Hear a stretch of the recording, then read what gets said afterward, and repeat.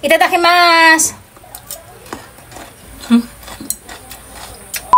So, napakasimple na lang gagamitin nating sangkap. Gagamit lang tayo dito ng tsuyu. Ito yung sinasabi ko sa inyo na ito na toyo. Ito yung gawa sa isda siya. Kaya yung lasa at amoy niya ay amoy isda. Ang tawag dito ay tsuyu.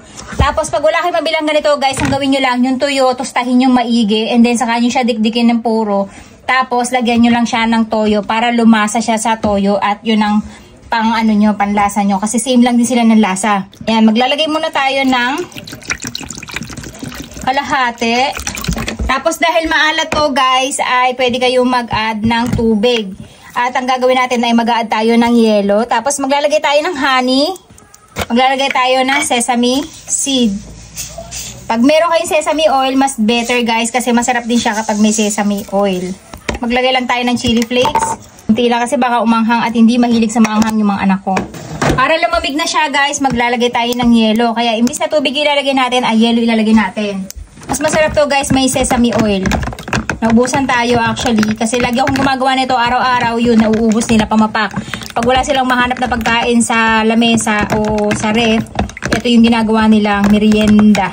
Super sarap na ito guys at magugustuhan din to ng mga anak nyo. At healthy snack pa. Ito naman yung ating pipino. At hindi na natin yan babalatan kasi ang mga vitamina usually ng mga gulay ay nasa balat. Ayan. Ito lang yung size na tamang-tama guys kapag kayo ay mamimitas ng pipino. Ito kasi wala pa tong buto. Ang mga hapon hindi mahilig sa matatabang pipino na ibig sabihin ay punong-puno na ng buto. Ayan. Pag wala kayong honey, pwede kayong maglagay ng asukal lang. Ako, lahat talaga ng pampatamis ko sa pagkain guys ay honey talaga ang gamit ko. Kaya mas maganda kung malalim yung inyong lagayan. Tikman natin. Perfect. Konti pang asukal. Konting tamis pa.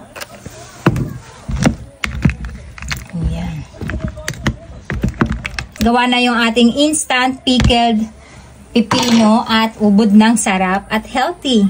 At syempre, hindi mawawala yung ating tikiman. Itadakimasu! At dahil nga malamig na siya, dahil naglagay tayo ng yelo, ay saktong-sakto lang yung kanyang alat. At the same time, kakatas yung ating pipino, kaya mas katabang pa siya. Pero sakto lang. Itadakimasu! Ang lamig kagad, guys. Kahit bagong pitas natin yung pipino. Grabe.